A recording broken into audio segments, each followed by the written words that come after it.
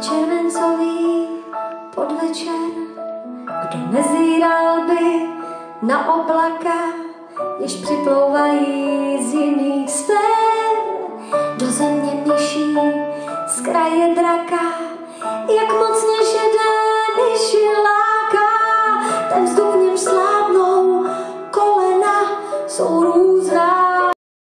Afrodiziaka, ach bože, já jsem červená.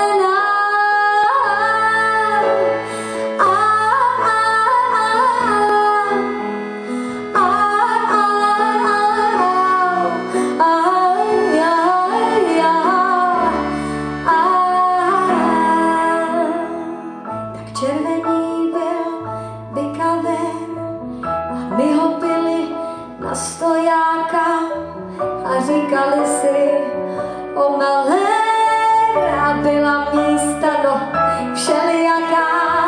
Tam nevadilo, že se smrákla, vždyť svítila má ramena a pak i moje, co to kráká, ach bože, já jsem červená.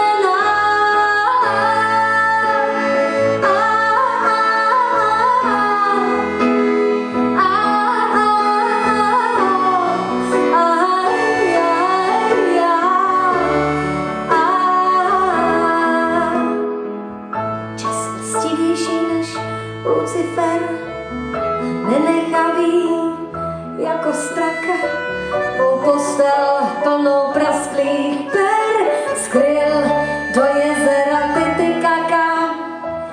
Co bylo, bylo jasná páka, už nevzpomínám.